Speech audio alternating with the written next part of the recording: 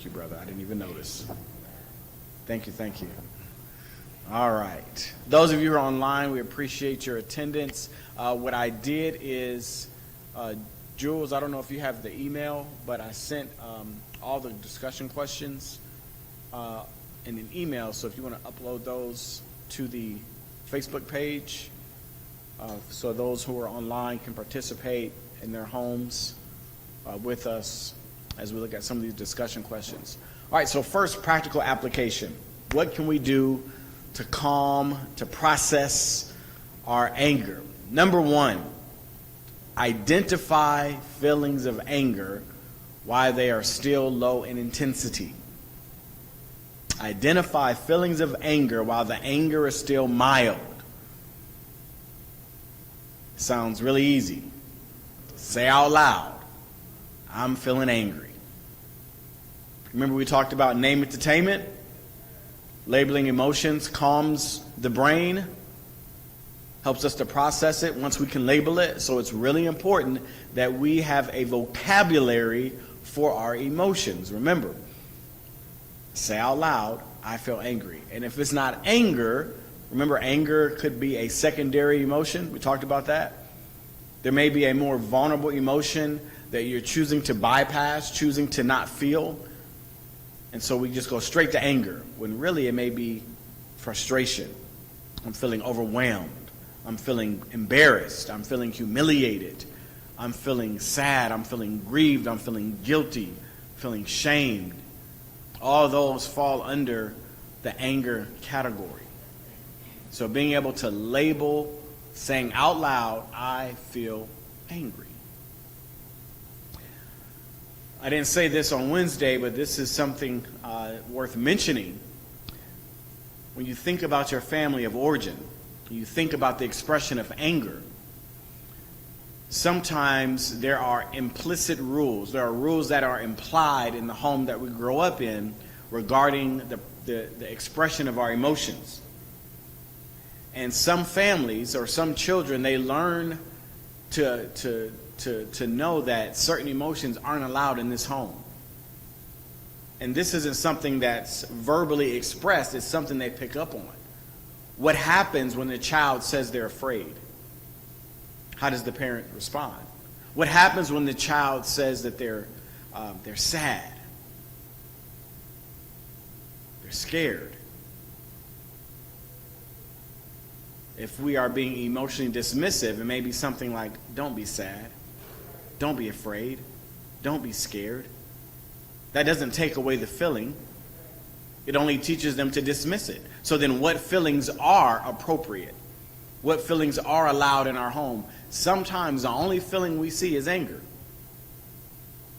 And so we start to internalize that and say, okay, the only emotion I'm allowed to express is anger. So instead of saying I feel sad, I feel grieved, I feel afraid, I feel ashamed, I feel guilty, I feel frustrated, overwhelmed, it's straight to anger. That's what's allowed. So we have to undo those patterns of generational dysfunction. Identify your feelings of anger while they're still low intensity. You don't want it to escalate, because when anger escalates, then we're dealing with wrath, we're dealing with rage. So we want to notice it low intensity. Number two, respond to your anger. Don't react. Reacting is thoughtless. When you react, it's automatic. It's something that you do without even thinking. So we don't want to react to our anger, we want to respond to it. To respond means to be thoughtful. It means this is what you're preparing for your anger. Okay, it's called being proactive. Emotional proactivity. When I am angry, this is what I'm going to do, no matter what. No matter what this person says to me, no matter what this person does to me, no matter the circumstance, this is what I'm going to choose to do with my anger. And have a plan. When I'm triggered, not if, because you're going to get angry. Amen. When I'm angry, when I'm triggered, this is what I am choosing to do. Make sense? Number 3, engage in at least 20 minutes of self-soothing. 20 minutes. There's a reason behind the time limit. It takes men at least 20 minutes to down-regulate their emotions. At least 20 minutes. Most of the men I talk to, including myself, I need a good 45. I need a solid 45 minutes of self-soothing. Women can do it in 15. So if you're in conflict and you know that you're becoming enraged or you're so angry that you can't even think straight, and you know that you're about to say or do something you're going to regret, somebody has to say time out before someone gets hurt, either physically or emotionally. Time out. And in this time out, you don't want to ruminate. You have to do something that's truly calming to you, and you have to know what that is. And maybe listening to certain music. Don't listen to Tupac when you're angry. Okay? You don't want to listen to anything that's just going to make you even more upset. It has to be something soothing. Put on some Mozart, some Beethoven, some Bach. No Tupac.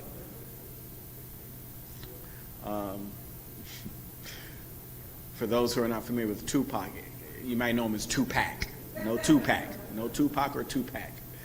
All right, so you want to do something that calms you. This could be going for a walk, taking deep breaths. Deep breaths, slow deep breaths. 4 to 5 second exhale, inhale. Nice and slow. It calms the vagus nerve in the brain. Helps you to disseminate that adrenaline and that cortisol. So remember, you have to be proactive. So you have to know what calms you. Maybe talking to a friend, someone that's not going to, tell you how right you are.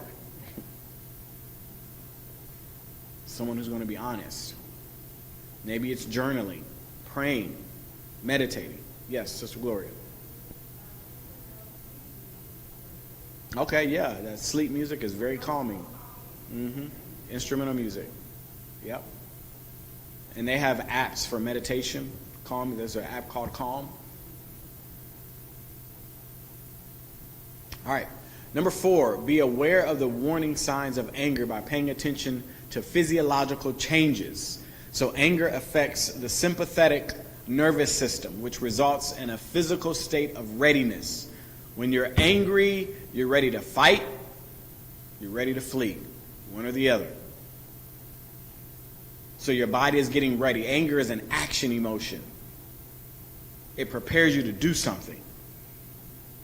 So divine or godly anger, remember, we said righteous anger defends what is righteous, what is good, protects the good, and fights evil.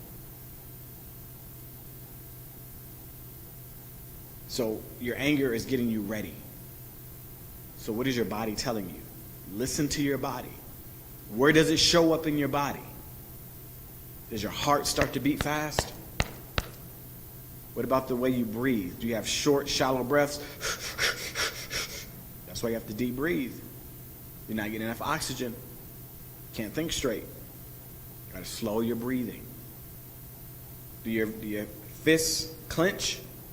Open it up. Do you stand up? Sit down. What does your body do? Do you sweat?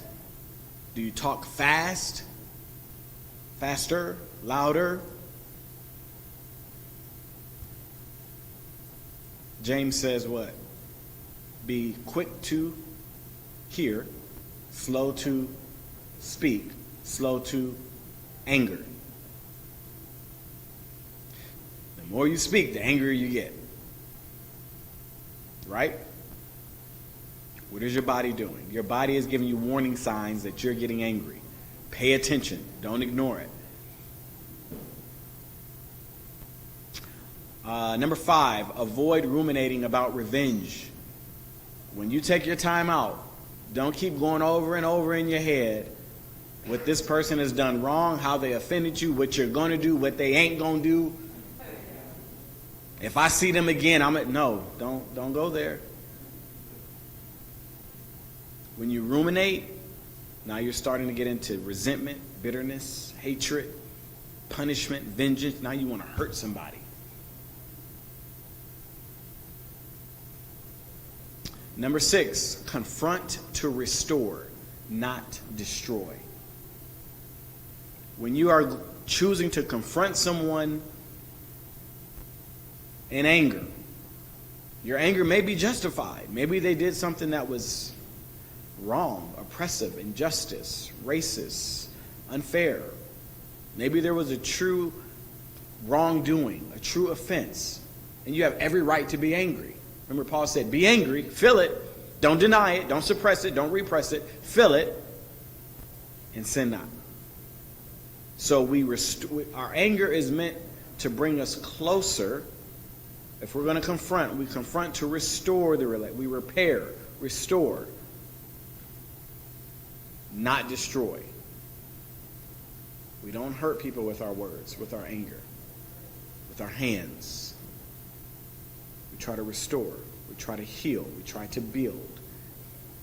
It takes no amount of intellect to destroy anything.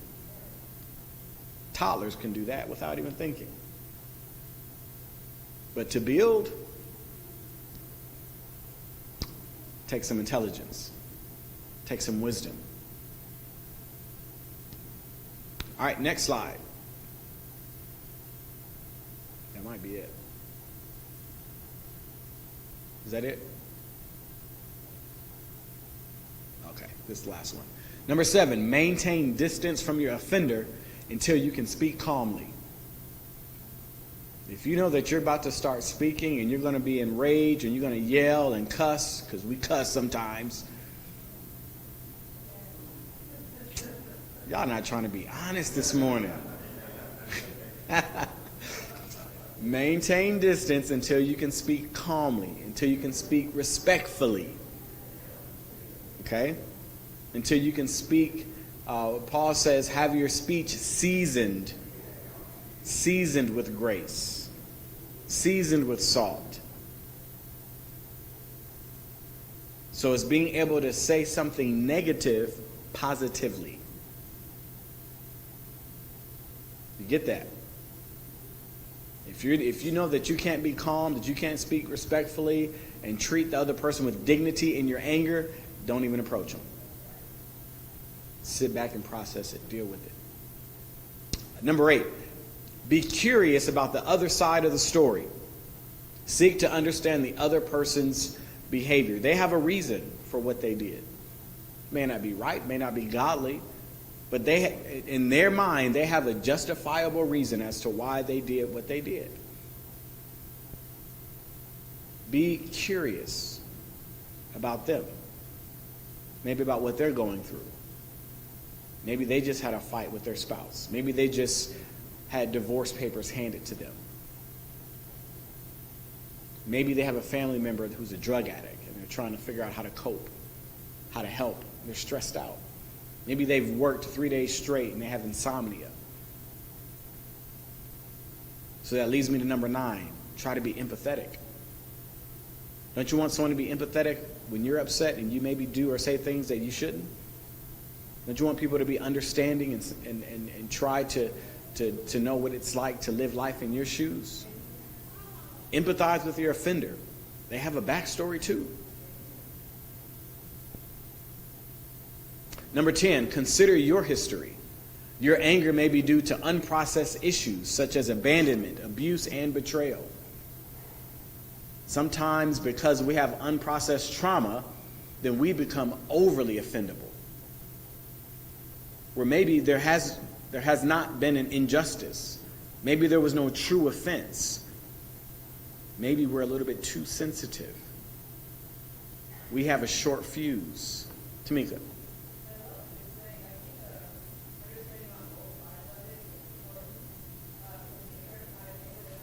Mm-hmm.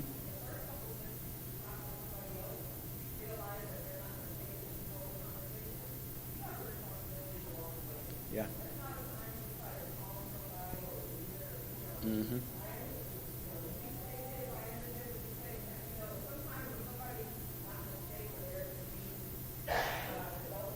Mm-hmm. Right.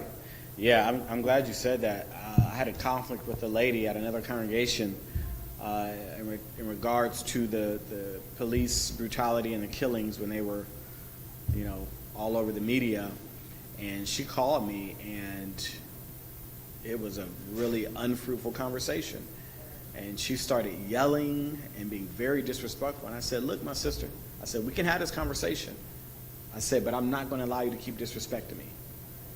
I said, I can call you or you can call me back when you calm down. But if this is going to be how you're going to talk to me moving forward, then we're not going to talk at all. I said, I love you. I'll answer my phone if you call me again. I said, but I'm going to put the ball in your court. I said, but I can't continue this conversation because it's ungodly and it's unfruitful. And you are out of control right now. And she said, you know what, you're right. And hung up the phone, never called me back. It's been 2 years. So I guess she's still angry.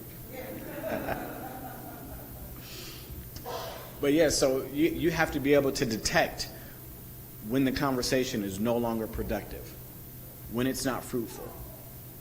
And you have to know who you are and know that you deserve to be treated with dignity and with respect.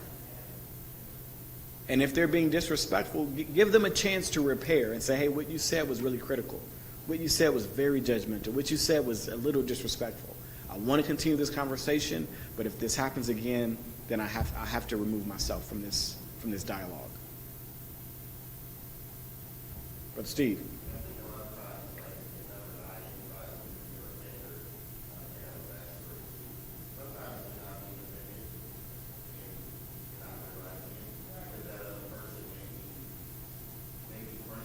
Mm-hmm.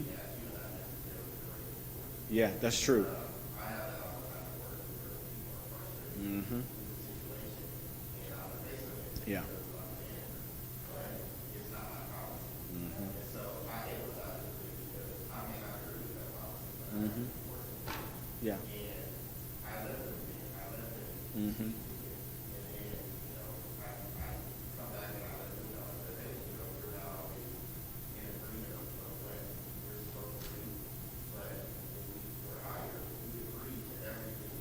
Right, and the employee handbook. Yeah. Yeah.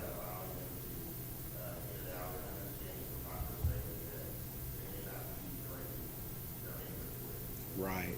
That's a really good point. And this, I'll be honest, I'll be vulnerable. This is where I struggle because as a therapist, I'm taught this, but it's hard to implement. Listen to their emotions behind their words.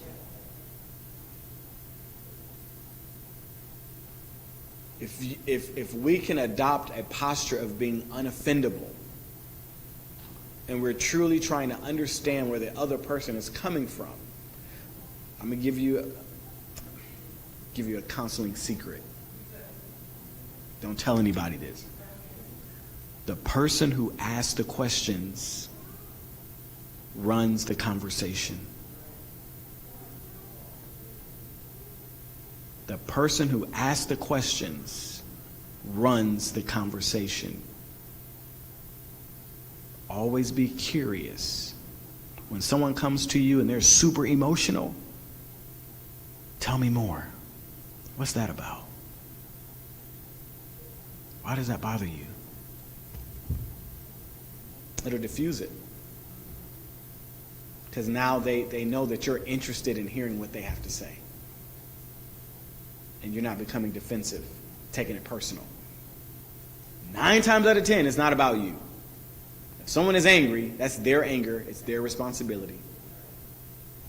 All right, we got to get to our questions. Number 10, consider your history. Okay, we did that. Number 11, reframe your thinking.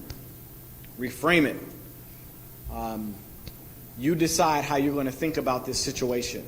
You can think about it in a negative frame, a negative context, or you can try to think about it more positively, and thinking about it more positively will hopefully give you a different feeling. It's called cognitive behavioral therapy, CBT. You can't change the activating event. You can't change the situation, but you can change the way you think about the situation. Because sometimes we misinterpret a person's behavior and words, and if we misinterpret, then we can start to feel angry, realizing, well, maybe there's a different way to look at this that won't facilitate this much anger. How can I think about this differently? All right, make sense? Good, good, good. All right, let's get into our group. So you have done this for some time now, so you can get into the same groups, or we can count again and switch it up. What do y'all want to do? Switch it up. All right, so we're going to do 4 groups. We'll have group number 1 here, group number 2 there, group number 3 back there where Bridget is, and group number 4 up here where Tamika may be or may not be, depending on what group she's in, but it'll be right here.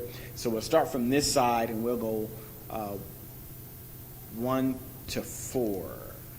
So those of you who are online, the discussion questions will be put in the chat, so you can ask them with whoever's in your home, or just answer them yourselves. All right, let's get into our groups.